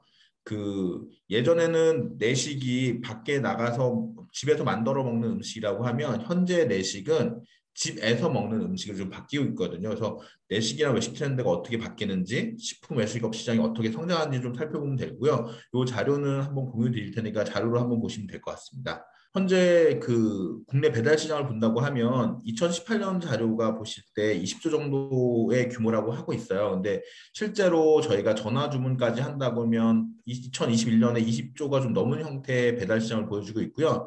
온라인 시장 규모도 지금 빠르게 성장하고 있어서 2021년에는 25조에서 30조 정도가 온라인 식품 판매 시장 규모로 예측이 되고 있습니다. 그래서 외식업을 하시는 분들이 크게 봐야 될 부분이 두 가지인데, 배달과 온라인인데 이걸 얘기해드리면 어떤 생각을 하냐면 다들 나 지금 배달해야 돼, 나 지금 온라인 해야 돼 이렇게 생각하는 게 아니라요. 내가 하고 있는 일이 뭔지, 무엇을 하는지, 내가 하는 본질을 가지고 배달을 할지 온라인을 할지 좀 살펴보시면 좋은데, 온라인 시장이랑 배달 시장은 계속 커지고 있기 때문에 자기가 잘하는 분야에 선택을 해서 같이 들어가면 되고요. 온라인 시장보다는 첫 번째 단계로 하기 좋은 건 배달 시장이고요. 그 배달 시장을 어떻게 하면 효율적으로 운영할지는 뒤에 한 번 더 설명드리겠습니다. 앞에는 그냥 데이터들이니까 가볍게 좀 보고 넘어가시면 좋을 것 같은데요. 외식업의 가장 큰 이슈는 사실은 높은 폐업률입니다. 그래서 내가 뭐 권리금을 주고 뭐 한 1억에서 1억 5천 정도를 가지고 투자를 했는데 실제로 1년 이내에 폐업률이 23%고요. 만점 폐업률입니다. 뭐 업의 바꾼다던가 가맹을 바꾸는 경우도 거의 30몇 퍼센트 정도 되거든요. 그래서 왜 이렇게 실패하냐라고 하면 결국에는 준비 없이 온다던가 산업에 대한 이해가 없다던가 아니면 잘못된 선택, 잘 운영을 아예 모른다던가 이런 것들이 있습니다. 그래서 이런 문제점들을 해결할 수 있는 대안으로 나온 게 뒤에서 설명드린 공유주방입니다. 외식업의 또 다른 이슈를 보시면 뭐가 있냐면 영업이익률이 굉장히 낮아지고 있습니다. 예전에는 외식업을 한다고 하면 영업이익률이 한 25%에서 30% 정도 됐는데요. 지금은 실제 영업이익률이 13.4%입니다. 근데 여러분들이 아마 배달을 전문적으로 하는 배달 전문점 운영하신다라고 하면 저 수익률은 거의 5%대로 떨어질 겁니다. 그렇기 때문에 이렇게 낮아지는 영업이익률을 어떻게 개선하고 어떻게 수익이 높은 외식업으로 변화돼야 되는지를 그 공유주방을 통해서 풀어볼 수 있을 것 같습니다. 그래서 이런 정보들은 사실은 간단한 데이터니까 그거 보내주신 자료 보시면 좋을 것 같고요. 공유주방이 무엇인지부터 먼저 설명을 해드리겠습니다. 공유주방은 되게 여러 형태의 공유주방이 있는데 저희가 크게 볼 수 있는 거 한 세 가지 정도로 되고 있습니다. 그래서 뭐 한마디로 정의하면 외식 사업자가 별도의 설비 투자 없이 온라인 또는 오프라인에서 외식업을 시작할 수 있는 것 이게 공유주방인데요. 가장 큰 장점은 에코시스템과 서비스를 결합해서 만든 F&B 특화 코워킹 스페이스라는 공간입니다. 그래서 여러 사업자들이 한 공간에서 다양한 콜라보를 할 수 있고 공유주방 사업자에게 다양한 지원을 받을 수 있는데요. 이 사업자별로 본 그 공유주방 사업자들이 할 수 있는 지원이나 시스템들이 다르니까 어떠한 특성들이 있는지를 보고 잘 맞는 곳을 이용해서 공유주방을 가지고 외식 사업을 한번 테스트해보면 되게 좋을 것 같습니다. 국내 공유주방 시장은 2019년 현재는 전국에 약 20개 정도의 법인 사업자가 한 2025개 정도 지점 운영했다고 보면 2020년 말에 약 공유주방 사업자는 한 30개 정도가 됐고요. 공유주방 지점 수는 한 60개가 됐습니다. 그리고 2021년에는 되게 다양한 군소 공유주방이 등장했고요.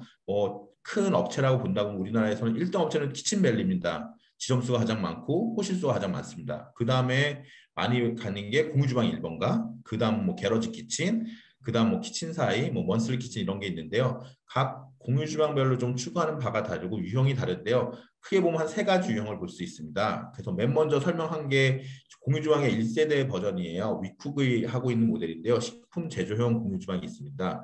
식품 제조용은 굉장히 큰 대형 주방을 여러 사업자 같이 나눠 쓸 수 있게 만들었고요. 거기서 만든 제품들을 온라인 판매가 가능하도록 한 모델입니다. 그래서 현재는 위쿡이 2개 지점을 규제 샌드박스에서 운영하고 있고요. 송파와 사직에 운영되고 있습니다. 운영하는 방식은 멤버십을 통해서 시간제로 운영하고 있고요. 메뉴 개발이나 온라인 식품 테스트에 굉장히 적합한 모델이고요. 기존에 있던 메뉴를 내가 HMR이나 밀키트로 만들기 전에 뭔가 테스트 판매나 테스트 개발이 필요하다라고 한다고 하면 이용하기 좋은 모델이라고 볼 수 있습니다.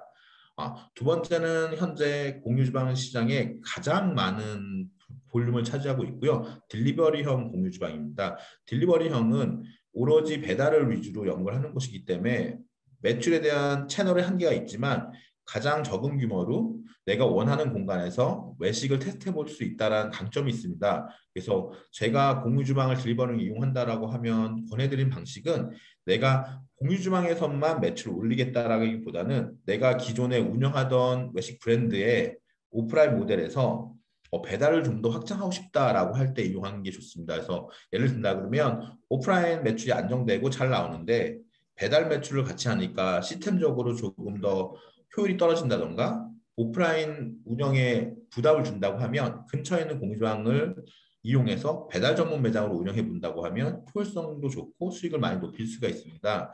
그래서 딜리버리용 공유주방의 특성을 본다고 하면 주방 설비가 완비된 전용 주방을 임대하는 곳이 있고요.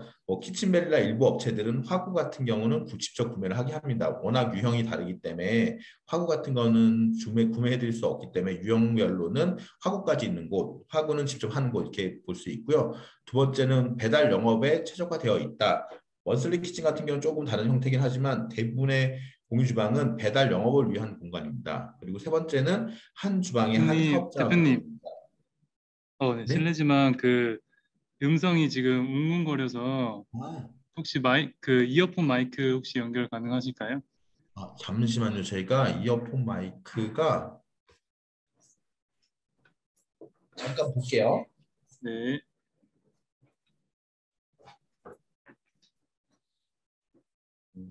조금 더 넓은 공간으로 가볼까요? 여기가 회의실에서 그런 것 같은데 네, 많이 들리세요? 어쩔 때는 잘 들리는데 혹시 그 노트북 음, 바닥에 마이크가 있을 수 있어서 거기 막혀 있지 않나 이것도 한번. 그러면 지금 상태는 잘 들리시나요? 지금 좀 잘 들립니다. 이렇게 하면 될 것 같습니다. 이렇게 해서 천천히 한번 말을 해볼게요. 그래서 딜리버리형 공유주방은 1주방의 1사업자 모델이고요. 사업자는 하나지만 배달 플랫폼의 특성에 맞춰서 브랜드는 3개까지 아니면 좀 더 많이 운영은 가능합니다. 그런 업체들은 이제 뭐 먼슬리 키친, 고트 키친, 키친밸리 좀 다양한 업체가 있고요. 마지막은 제일 많지는 않지만 어떻게 보면 예전부터 있었던 공유주방 형태라고 볼 수 있어요. 그건 뭐냐면 타임쉐어형인데요. 런치에는 밥집이 운영되고 저녁에는 술집이 운영되는 형태예요. 그래서 이거는 현재 그 나누다 키친이라는 곳에서 규제 샌드박스를 통해서 하고 있는데 요새는 계속 많이 축소되고 있는 형태예요. 왜냐하면 수익률 자체도 좀 이슈가 있고 위생이나 이런 것에 문제가 있기 때문에 타임쉐어형은 지금 많이 하지 않고 공유 주방의 대부분은 딜리버리형을 하고 있고요. 위쿡만 식품 제조형을 하고 딜리버리형 포기해서 지금은 이제 위쿡은 식품 제조형, 뭐 예를 들면 나누다는 타임쉐어형 그리고 나머지 업체는 딜리버리형 이렇게 구분을 해주면 제일 좋습니다. 그래서 위에 3가지 유형 중에 현재 공유 주방이라고 하면 대부분은 딜리버리형을 보시면 맞다라고 볼 수 있습니다. 그렇다고 하면 공유 주방을 먼저 시작한 외국은 어떻게 돼 있냐 보면 오히려 식품 제조형 주방이 좀 많이 있습니다. 그래서 유니온 키친이나 뭐 키친 유니온 타운, 뭐 키친 타운, 키친 유나이티드 이런 것들이 거의 대부분은 식품 제조 형태로 가고요. 클라우드 키친이나 키친 베이스 같은 경우는 임대형 모델인 딜리버리 형태라고 보시면 되고요. 우측 아래에 있는 치커 연맹이라는 게 있는 중국에 있는 공유 주방이에요. 근데 이런 쪽은 전체를 다 합니다. 정말 중국스러운 공유 주방이죠. 그래서 우리나라랑 해외랑은 공유 주방 모델이 좀 많이 다르고요. 형태도 좀 많이 달라서 한국이 어떻게 보면 공유 주방에 좀 가장 앞서 있는 곳 이렇게 보실 수도 있습니다. 그러면 이제 공유 주방이 대표님, 그 아직도 똑같이 음성이 그래가지고 혹시 이어폰 없으시죠?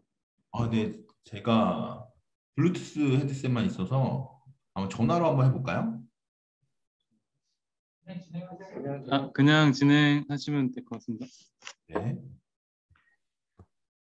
공유 주방이 그러면 어떻게 외식업을 바꿀 수 있냐라고 하면 외식업을 한번 정의해 본다고 하면 복잡하다, 어렵다, 비용이 높다 이렇게 볼 수 있습니다. 이제 외식업을 처음에 시작하려고 하면 맞닥뜨리는 거는 뭐 매장 로케이션을 선정해야 되고 컨셉이랑 메뉴를 선정해야 되고 사업자 등록을 해야 되고 뭐 인테리어를 해야 되고 그다음에 뭐 포스는 어떻게 해야 되는지 식자재는 어떻게 해야 되는지 세금 관리는 어떻게 해야 되는지 이런 이슈들이 생기고요. 또 비용 같은 경우는 매장 월 임대료는 굉장히 높고 권리금 같은 게 발생합니다. 그래서 내가 높은 권리금을 들어가서 장사가 잘 되면 괜찮지만 장사가 안 될 수도 있고 그런 걸 사전에 알 수는 없기 때문에 이러한 결핍들을 해결할 수 있는 방법으로 공유 주방을 이용하면 굉장히 좋습니다. 그래서 공유 주방은 이런 복잡한 거를 원스톱으로 해결해 줄 수 있고 내가 권리금을 내서 오프라인에 들어가기 전에 가볍게 테스트 키친을 운영할 수 있고 내가 운영하던 키친을 가벼운 방식으로 배달로 체크해 볼 수 있는 형태라고 볼 수 있는데요. 이것들은 뭐냐면 대부분 효율적인 운영할 수 있는 시스템과 자동화에 있습니다. 그래서 공유 주방은 외식업의 산업화되지 않은 외식업을 좀 산업화시킨다고 보는데요. 먼저 디지털 기반을 통해서 되게 생산성이 높은 공간으로 만들어져 있고요. 오프라인 외식에서 온라인 외식으로 온보딩할 수 있는 시스템을 가지고 있습니다. 그래서 공간과 시간의 한계를 넘어서는 새로운 외식을 제시할 수 있는데 현재 단계에서의 공유 주방은 어떻게 보면 단순하게 임대로 볼 수 있는데 앞으로의 공유 주방의 발전 상황으로 본다 그러면 좀 더 디지털화가 핵심일 것 같습니다. 그래서 배달 앱을 통합하고 배달 연동 시스템을 하나로 만든 앱이 이미 나와서 테스트 중에 있고요. 고객 리뷰도 관리하기 되게 힘들고 어려운데 이런 부분도 그냥 간단하게 앱을 통해서 해결할 수 있는 프로그램들이 나와 있습니다. 그리고 도착지 정보를 분석해서 광고를 지역 광고를 아예 제시를 해줄 수도 있고요. 실제로 키친밸리 같은 경우는 자기들의 효율성을 다 뽑아서 리포트를 발행하고 있습니다. 다른 공유주방도 이런 것들을 시작하고 있고요. 그리고 빅데이터 기반에서 SPA형 HMR 매시업이라 써놨는데요. 이걸 좀 더 설명드린다면, 배달 시장은 다른 시장이랑 다르게 고객의 취향을 바탕으로 하고 있습니다. 오프라인 외식 같은 경우는 어떤 사람이 주류해서 어디를 가자라고 하거나 누군가 약속을 정하기 때문에 내가 좋아하거나 내가 원하는 메뉴를 먹지 않는 경우가 굉장히 높은데요. 배달의 같은 경우는 내가 좋아하는 메뉴를 시키기 때문에 배달에 대한 데이터는 철저한 취향에 대한 데이터로 보실 수 있고요. 그런 취향에 대한 데이터를 분석한 자료를 많이 가지고 있다고 하면 고객이 선호하고 좋아하는 HMR을 만들 수 있습니다. 그렇기 때문에 다른 사람들보다 더 빠른 형태의 HMR 만들어 테스트해 볼 수 있고 새로운 메뉴를 계속 출시하기 때문에 SPA형 HMR 산업이라고 해놨고요. 앞으로는 이런 취향 데이터를 가지고 있는 업체들이 외식업에서 좀 더 좋은 성과를 얻을 수 있을 거라고 예상됩니다. 그리고 현재 이제 데이터 기반 식자재 통합 구매 및 재고 관리가 현재 공유주방에서 시도가 되고 있는데요. 요즘은 구매 원가가 오픈되어 있어서 더 싸게 구매한다는 게 굉장히 어렵기 때문에 어느 정도 물량을 통해서 가격 경쟁을 가져가야 됩니다. 그래서 매출이 낮은 한 곳보다는 매출이 뭉쳐있는 공유주방에 들어갔을 때 좀 더 좋은 원가 경쟁력을 갖출 수 있고 그런 데이터를 통해서 계속 구매를 지원하기 때문에 좀 더 좋은 경쟁력을 가지고 원가 경쟁 재고 관리랑 구매 관리를 할 수 있습니다. 또 하나는 공유 주방을 통한 원스톱 프랜차이즈 창업인데요. 이건 이제 원스 키친이랑 며칠 전에 미팅하다 들은 얘기인데 공유 주방을 통해서 동방성장 프로그램 같은 걸 도입했습니다. 이런 게 어떤 거냐면 내가 배달 사업에 관심이 있고 공유 주방에 관심이 있는 외식업체 분들이 원슬리 키친 같은 곳에 입점을 한다고 하면 입점에 대한 보증금을 증권으로 대체하고 초기에 대한 투자비를 지원해 준 상태에서 성과가 좋은 곳에서는 본인들이 엔젤 투자를 나가서 투자를 해서 외식업 프랜차이즈로 지원하겠다. 이런 형태의 프로그램이거든요. 그래서 이런 것들은 공유주방에서 되게 많이 지금 보여주고 있는 프로젝트인데요. 원슬 키친 같은 경우의 장점은 좋은 투자사가 있으니까 본인들이 1차 엔젤 투자도 하고 2차 큰 펀드 투자도 연결해 주겠다 이렇게 얘기가 되고 있고요. 이런 형태가 키친밸리에도 있고 다른 공주방에도 들어오고 있습니다. 그래서 내가 기존에 하던 외식 사업을 좀 더 기업화한다던가 가맹 사업을 하고 싶다라고 하면 이런 공유주방들과 상담을 해보면 되게 좋은 지원을 받을 수도 있습니다. 그리고 요새 또 많이 하는 것 중에 하나는 친환경 배달 용기를 제작하고 배달을 지원해주는 서비스를 하고 있습니다. 그래서 예를 들면 저희가 리터닛이라는 곳이 있는데 여기는 어떤 곳이냐면 다회용기를 포장용기 가격으로 지원해 주는 곳입니다. 그러면 다회용기를 고객에게 보내면 회수나 이런 건 리터닛이라는 곳에서 하고 그 세척을 해서 다시 갖다 주는 형태가 되는 겁니다. 이렇게 친환경이 화두가 되기 때문에 공주방이랑 같이 하는 곳에서 이런 친환경 용기도 좀 다른 형태로 이렇게 이용할 수 있게 되는 거가 있고요. 로봇을 이용한 운영 자동화도 많이 지금 활발하게 연구 중에 있고 실행되고 있습니다. 그래서 기존에는 여러 명이 일을 해야 했다고 하면 공유주방에서는 로봇을 통해서 한 사람이 효율성을 높은 형태로 일을 할 수 있게 되고요. 예를 들어서 가장 좋은 건 치킨 이런 것들이 많이 나와 있는데 생각보다 더 중요한 많이 쓰는 것 중에 하나는 면입니다. 면 같은 경우는 일정한 재료를 일정한 시간에 투입하고 일정하게 꺼내놔야 되는데 이런 것들을 자동화한다고 하면 냉면이나 국수 하시는 분들은 되게 빠르게 2명이 하던 일을 1명이 진행할 수 있고 이런 자동화들을 공유주방에서 지원을 해주고 있습니다. 두 번째는 이제 레스토랑 운영 자동화인데요. 일단 관리에 대한 자동화가 있습니다. 이게 스마트 인테리어라는 게 있는데요. 내가 앱으로 전체 매장을 다 관리할 수 있습니다. 그래서 내가 직원의 근태도 있지만 매장에 돌아가는 에어컨, 냉장고, 아니면 가스 안전기 이런 것들을 모두 앱으로 컨트롤할 수 있어서 모바일 앱 하나로 매장 내 모든 기기 관리가 가능합니다. 내가 이거를 끄고 왔는지 아니면 그대로 켜고 왔는지 아니면 가스가 안전하게 잠겼는지 이런 걸 불안할 필요 없이 앱으로 조절하고 집에서도 그걸 확인할 수 있고 모니터링할 수 있기 때문에 좀 더 관리에 대한 게 편해지고요. 냉장고 온도 제어나 메뉴별 최적 온도 관리까지도 현재 앱으로 가능하게 되어 있습니다. 그래서 이거는 협업한 그 공유 주방에 따라서 하는 게 틀린데 지금 이미 오마이 키친과 5kg 키친 같은 데는 적용해서 실제로 공주방에서 운영이 되고 있는 시스템이고요. 매장 출입 관리랑 근무 관리도 앱을 통해서 자동으로 할 수 있고요. 직원이 어떤 일을 한다라고 했을 때 그 일을 언제 해야 되고 어떻게 해야 되는지도 앱으로 관리하고 그런 거에 KPI를 앱으로 평가할 수 있는 시스템들이 있습니다. 그래서 이런 것들을 이용하면 여러 가지 매장을 운영하신 분들이 기존에는 방문해서 관리하던 것을 앱을 통해서 관리할 수 있고요. CCTV로 보통 보고 지시를 하는데 이런 게 법적으로 문제되는 부분인데 앱을 통해서 그걸 해결하기 때문에 그런 부분도 좀 더 해결하면서 편리하게 다매장을 관리할 수도 있습니다. 그리고 IoT를 이용한 메뉴 딜리버리 로봇 운영이나 뭐 배달이 편한 스마트박스 관리 이런 것들도 있는데요.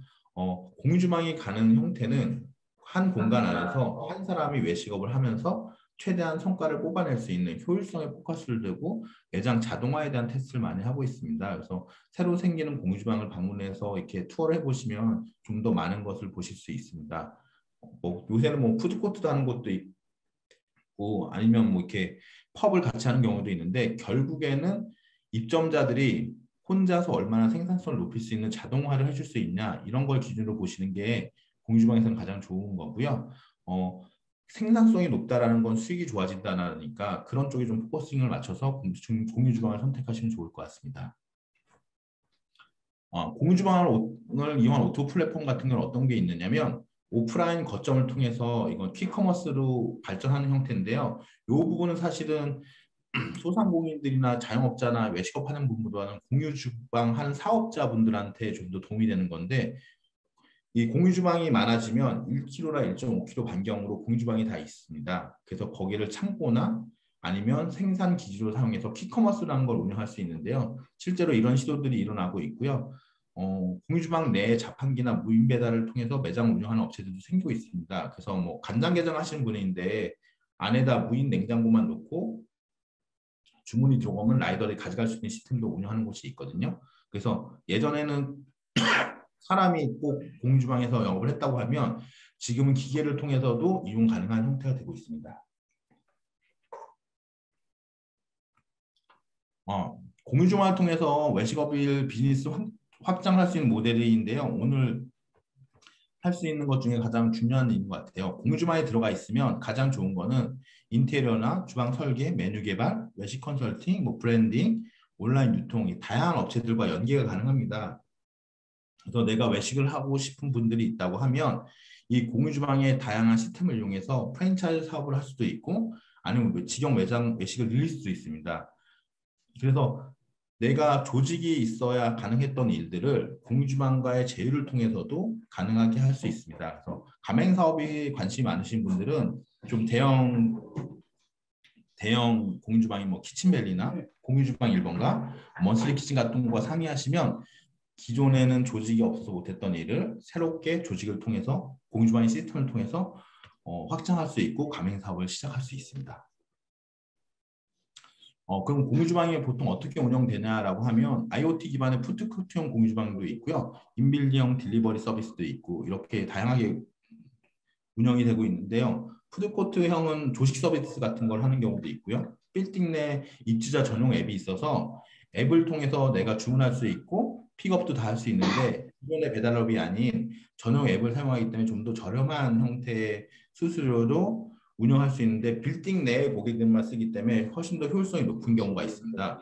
그리고 매장 내 딜리버리 로봇을 통해서 라이더한테 전달하는 공유주방도 있고요. 이걸 제일 많이 쓰는 곳 중에 하나는 뭐 이렇게 네이처 키친이라는 곳도 있고 아니면 뭐 키친밸리에서도 딜리버리 로봇을 사용하고 있고요. 요거는 조금 다른 형태인데 이제 공유주방 내 무인 상점을 운영하는 경우가 있습니다. 무인 상점은 공유주방 업체 거를 그랩앤고를 한다던가 아니면 상품이나 제품들을 파는 건데 이런 거는 다음에 새로 나오는 공유주방에 적용될 예정이 있고요. 안면 인식을 통해서 결제 연동이 되는 앱을 사용하는 방식입니다. 그래서 앞으로의 공유주방은 공간 안에서 기존에 외식만 했던 게 아니라 상품도 판매할 수 있는 공간으로 발전하고 그걸 퀵커머스로 연계하는 허브의 역할을 한다고 보시면 좋을 것 같습니다. 이건 사례들인데 이건 좀 보시기는 시간이 걸리니까요. 이거는 좀 다음에 한번 보시면 되고요. 이건 외국 사례들을 넣어둔 거거든요. 그래서 보내주신 자료에 보시면 다 해서 보실 수 있습니다.